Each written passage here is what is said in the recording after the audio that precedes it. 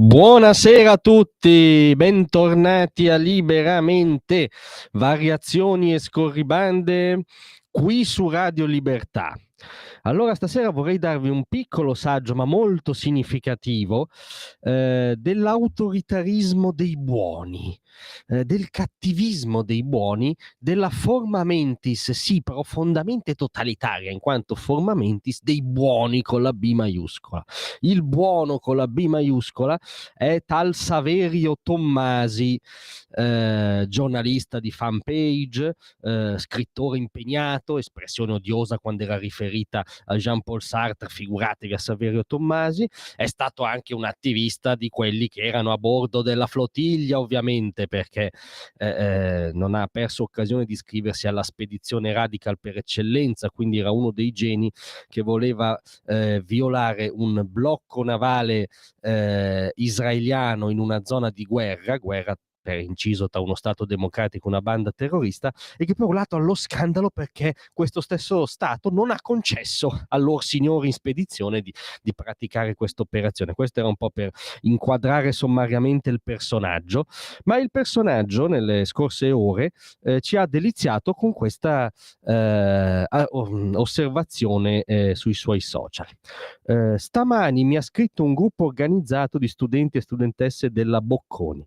Mi hanno chiesto un intervento dal vivo sulla libertà di parola e il giornalismo, alla luce anche dell'attentato a Ranucci, vabbè, che ormai lo usano come prezzemolo, non lo mettono. Comunque, tema molto interessante, ovviamente, la libertà di parola.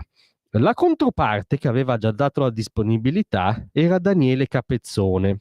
Io ho risposto così: grazie per l'invito, ma no, non credo ai dibattiti su problemi con chi è parte del problema.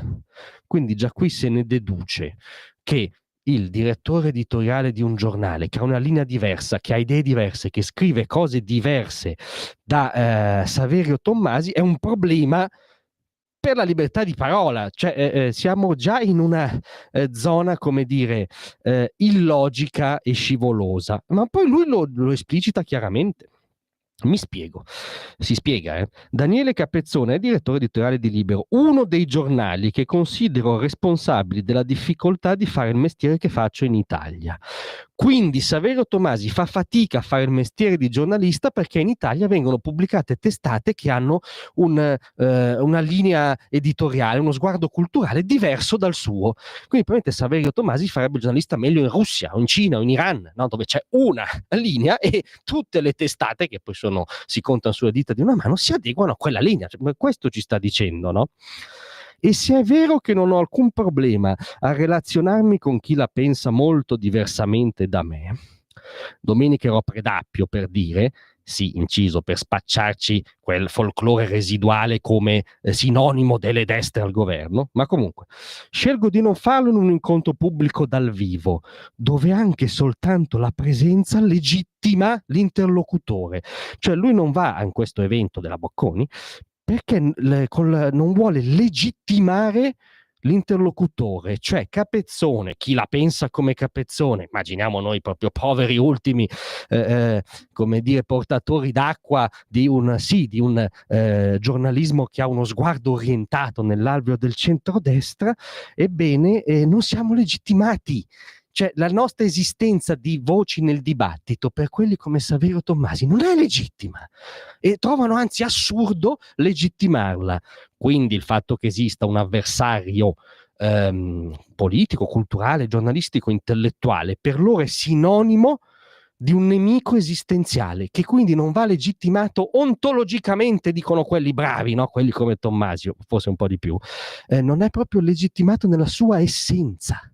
Cioè, non so se ci rendiamo conto. Ora, per carità, appunto, Saverio Tommasi non è Jean-Paul Sartre, ma questa serie di deliri palesemente autoritari presentati come riflessione buonista sono molto indicativi del clima che stiamo vivendo. Non va per la diciamo bolla dominante del mainstream progressista non va legittimata l'esistenza dell'altro.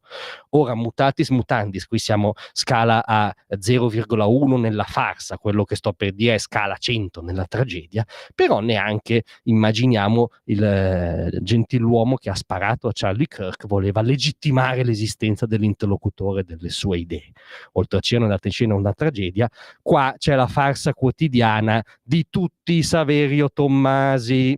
Grazie a tutti, a presto.